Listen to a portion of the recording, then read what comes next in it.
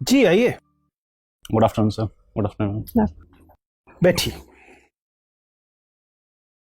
Thank you sir. ये mister Firoz Alam ji और फिरोज आलम, जी जे है कि जेड है, ज है कि ज है? सर, जेड आना चाहिए था लेकिन बाय मिस्टेक फैमिली की तरफ से होगी थी शुरू में, उसकी वजह से सर जे है। मैं इसको फिर अब जे ही लिखता हूँ सर। चलिए, आप तो पुलिस में, मुझे बताइए अगर आप अपना नाम बदलना चाहें तो प्रक्रिया क्या है?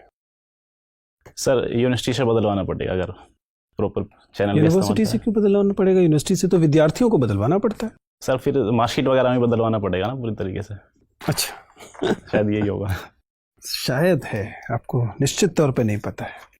तो फिरोज, आप, मैं देख पा रहा हूँ कि मूलतः उत्तर प्रदेश से हैं, ठीक है, जबकि अभी फिलहाल आप दिल्ली में हैं और आप दिल्ली पुलिस में एक कांस्टेबल हैं। जी आपने हिंदी साहित्य विषय लिया है। ये सब वे जानकारियाँ हैं जो मेरे पास मौजूद हैं। जी आप इन जानकारियों में कुछ इजाफा करना चाहेंगे, कुछ बढ़ाना चाहेंगे कि जो आप चाहते हैं कि बोर्ड मेंबर्स को पता लगे? सर, जो जॉब है मेरी सर 2010 से है मैं दिल्ली पुलिस में, और जो ग्रेजुएशन मैंने करी है सर वो हिस्ट्री पॉलिटी और इकोनॉमी से करी है। उसके बाद मैंने पोस्ट ग्रेजुएशन इकोनॉमिक्स उसमें हिंदी लिटरेचर में करा है सर। अच्छा, तो हिंदी साहित्य आपका मूलतः विषय है, पुलिस बल में आप लगातार हैं। जी चलिए, तो साहित्य पे थोड़ी बातचीत करते हैं, उसके बाद फिर मेरे कलीग साहब से बातचीत करेंगे। मुझे बताइए कि अगर हम प्रेमचंद पे थोड़ी देर रुके हैं, तो प्रेमचंद पुलिस को लेकर या पुलिस बल को लेकर अपनी कहानियों या उपन्यासों में क्या राय रखते हैं? सर, उनकी एक कहानी है ईदगाह। उसमें सर एक बच्चा हामिद है, वो अपने फ्रेंड सर्कल में बात करते हुए जिक्र करते हैं पुलिस का कि अरे जनाब, आप नहीं जानते पुलिस वाले ही हैं जो रात में चोरी कराते हैं। और सेकंड सर, जब गोदान को हम पढ़ते हैं तो उसमें भी एक जगह जिक्र आता है कि धनिया जो हैं वो पुलिस वालों से इसलिए लड़ रही हैं कि पुलिस वाले मिलकर पंचायत के साथ में रिश्वत मांग रहे हैं उनसे। ठीक है, तो कुछ ऐसा जिक्र करा है मतलब प्रेमचंद ने सर। तो प्रेमचंद के कथा साहित्य में जो पुलिस का रूप दिखाई देता है, जाहिर है कॉलोनियल पीरियड की पुलिस है, अंडरपेड पुलिस थी, पुलिस रिफॉर्म्स नहीं हुए थे, तो प्रेमचंद के पास ऐसा मानने की वजह मौजूद थी समाज में। लेकिन आपको लगता है कि खासतौर से उत्तर प्रदेश की अगर हम बात करें तो वहाँ छवि में कुछ खास बदलाव हुआ है, या अभी भी पुलिस वही है जिसके बारे में लोगों की राय है कि रात को चोरी कराते हैं और सुबह पुलिस पकड़ने का अभिनय करते हैं? जी सर, उस समय से तो सर काफ़ी बदलाव हुआ है यूपी पुलिस में भी। आज के समय जो यंग जनरेशन स्पेशली जा रही है वो उनका कम्युनिकेशन स्किल अच्छा होता है, और जो करप्शन के प्रति उनका इतना ज़्यादा रुझान नहीं है यूपी पुलिस में, और वो काफ़ी सेंसिटिव होते हैं जेंडर कास्ट या कम्युनल को लेके। यूपी पुलिस में भी सर देखा गया ये चीज़। ठीक है सर। फिरोज, आप काफ़ी लंबे समय से काम कर रहे हैं एज ए कांस्टेबल। आप आईपीएस क्यों नहीं बनना चाहते? आईएएस को फर्स्ट प्रेफरेंस क्यों दिया आपने? निश्चित रूप से सर, मैं आईपीएस चुनता तो मैं बेहतर काम कर पाता, लेकिन सर आईएएस में कार्य विविधता को देखते हुए मैंने सर इसलिए इसको चुना, क्योंकि मेरे पास ऑप्शन भी था चूज करने का, इसलिए मैंने सर मुझे लगता है 9-10 साल से आप इस सर्विस पे हैं जी, और इस सर्विस को बहुत बारीकी से आपने देखा होगा।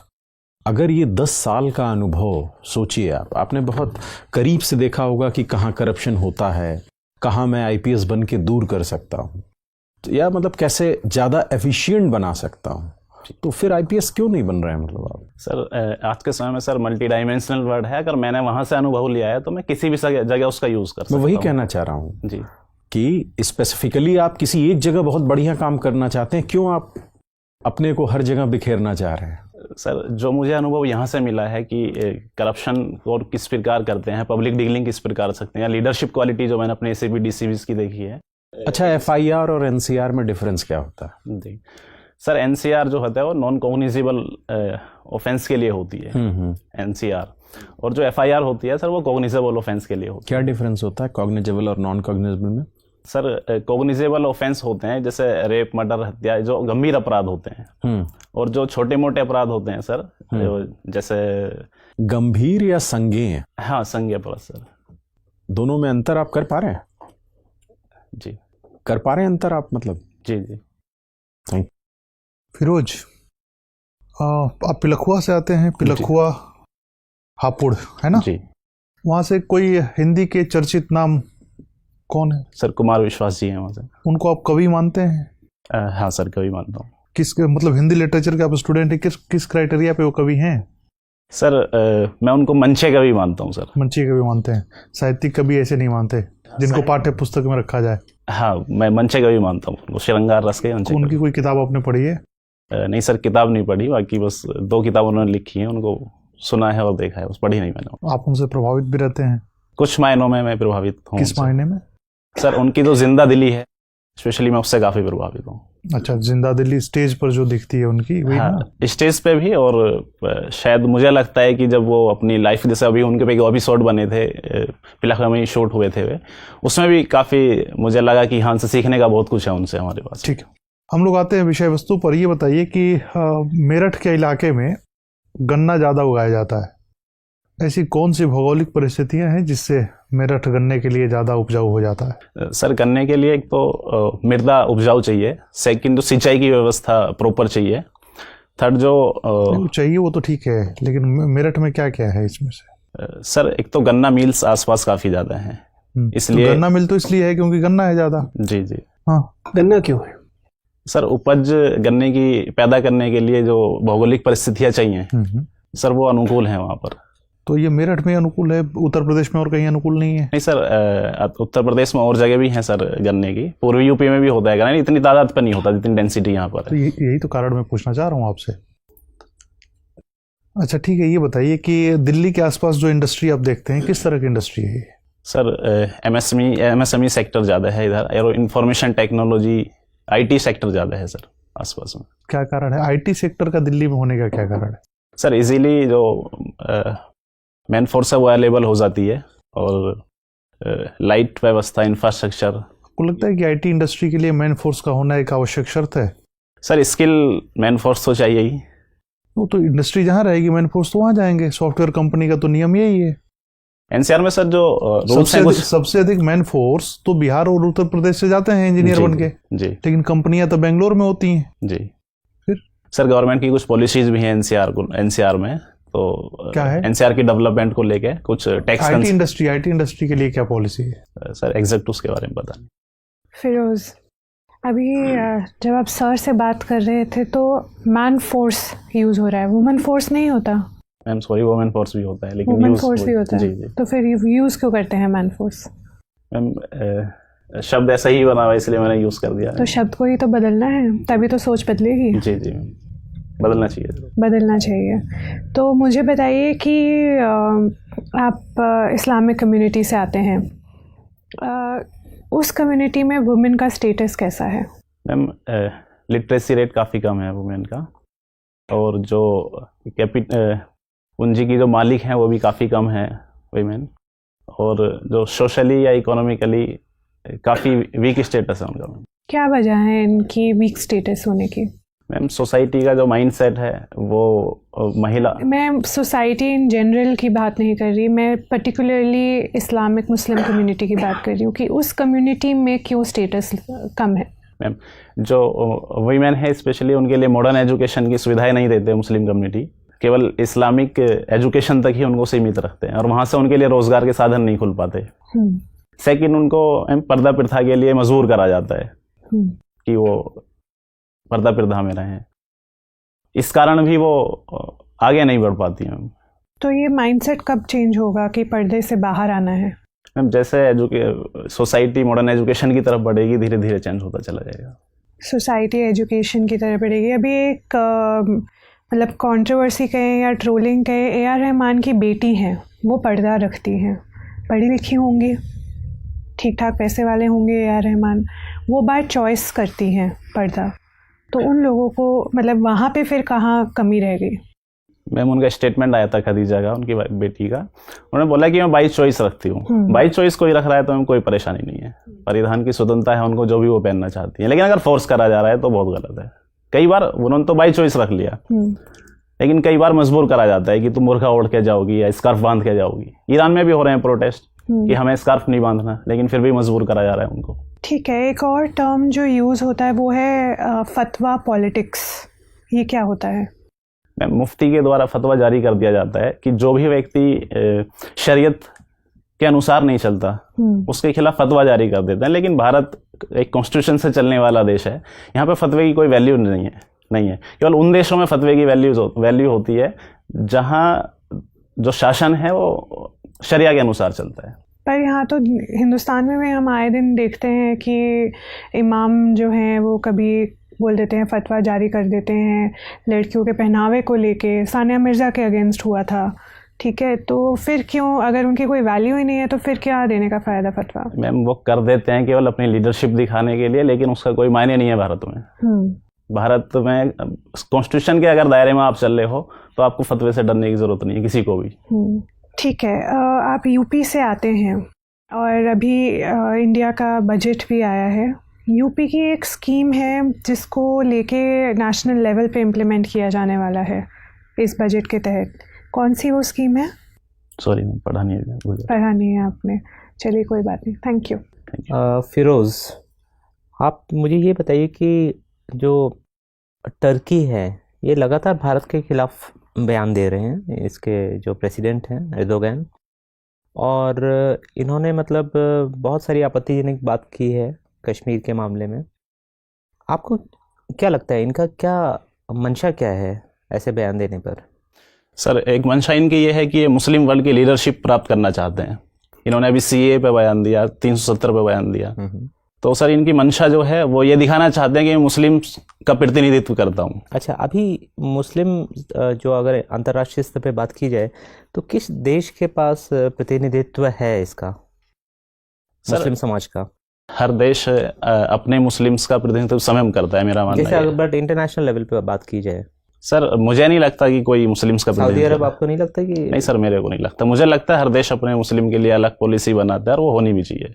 अच्छा, ठीक है, तो आपको क्या लगता है कि जैसे टर्की कश्मीर के मामले में या भारत के आंतरिक मामलों में बोल रहा है, तो उसी तरीके से भारत को भी, क्योंकि वहाँ भी एक कर्डिश माइनॉरिटी है टर्की में, तो भारत को भी उनके लिए आवाज़ उठानी चाहिए, उनके ह्यूमन राइट्स को सपोर्ट करना चाहिए, शायद उन्हें किसी तरीके की मदद भी देनी चाहिए, जिससे कि टर्की को भी समझ में आए कि ये मतलब एक तरफा नहीं है, ये दोनों तरफ से ये खेल खेला जा सकता है। सर इसमें हम उनसे नेगोशिएट कर सकते हैं कि हमारे आंतरिक मामलों में तुम हस्तक्षेप मत करो, लेकिन ये बेहतर पॉलिसी नहीं रहेगी कि हम भी उनके आंतरिक मामलों में हस्तक्षेप करें, बल्कि हम और दूसरे रूट अपना सकते हैं। ट्रेड कम कर सकते हैं, कस्टम ड्यूटी बढ़ा सकते हैं उनके माल पे, या UNO में आवाज़ उठा सकते हैं। ये कुछ आप मुझे ये बताइए कि अभी US ने भारत को डेवलप कंट्री मान लिया है, तो इससे क्या हमें खुश होना चाहिए या हमारे लिए चिंता का विषय है ये? सर ये हमारे लिए चिंता का विषय है। क्यों? कोई अगर आपको मतलब समझदार मान रहा है या मतलब विकसित मान रहा है तो इसमें दिक्कत क्या है? लेकिन सर हमें समझदार और विकसित माने, लेकिन हम है नहीं ना एक्चुअल में।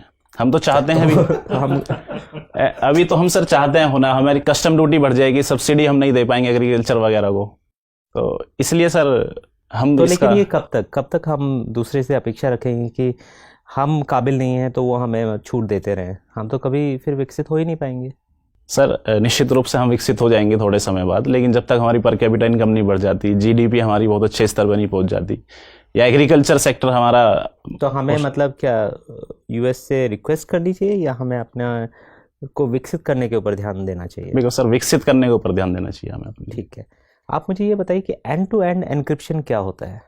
Sir end to end encryption में जो इन्फॉर्मेशन होती है सेंडर और रिसीवर के पास होती है, बीच में उसको कोई क्रैक नहीं कर सकता। अच्छा, आप तो पुलिस में हैं, इससे नुकसान क्या है?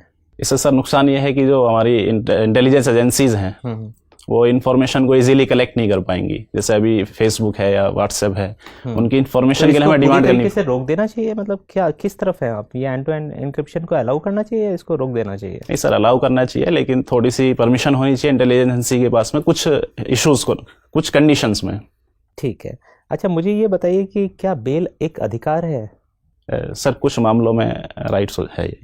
अच्छा, मेरा आखिरी सवाल आपसे ये है कि पुलिस का अत्याचार या पुलिस पर अत्याचार, इनमें से कौन सी चीज़ पे कम ध्यान दिया जाता है? सर दोनों ही चीज़ पे ध्यान दिया जा रहा है वैसे तो, लेकिन ज़्यादा ध्यान इस पे दिया जाता है कि जो पुलिस अत्याचार करती है, लेकिन जो पुलिस पे अत्याचार होते हैं उसको।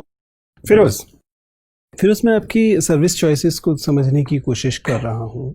आपने लिखा कि आपको घर परिवार के साथ समय बिताना अच्छा लगता है, तो शायद ये एक वजह रही होगी जिससे कि आपने फॉरेन सर्विसेज को इतनी कम महत्व दिया है, जबकि देश की कुछ सबसे प्रतिष्ठित सेवाओं में से है। लेकिन अगर यह सिद्धांत भी माना जाए तो फिर ये नहीं समझ में आता कि आप अंडमान निकोबार सर्विस को तो इतना ऊपर महत्व दे रहे हैं कि आपने सारी सेंट्रल सर्विसेज को छोड़कर इस ग्रुप बी सर्विस को वरीयता दी है।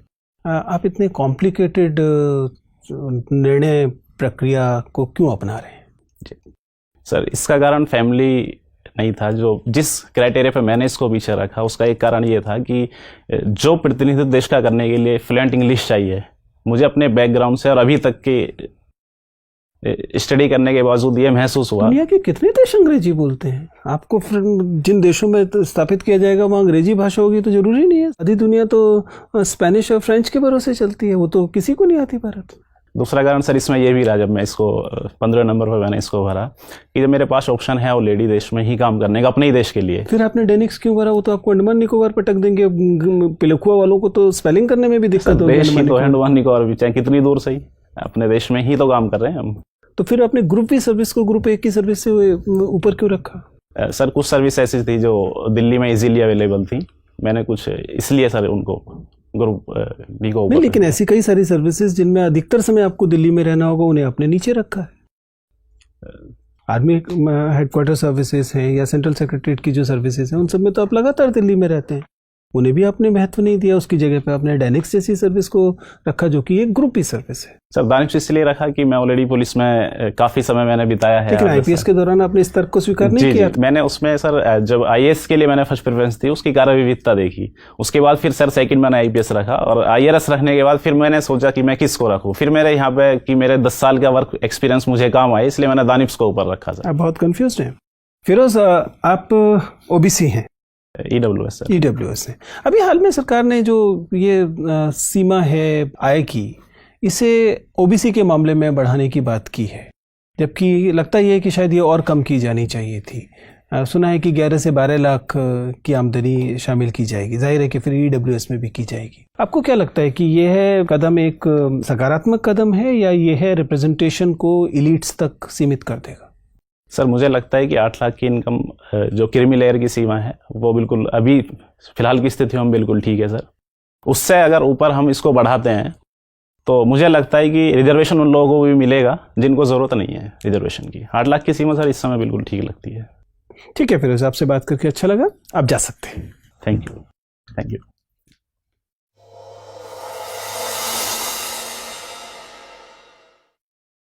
बैठिए फिरोज।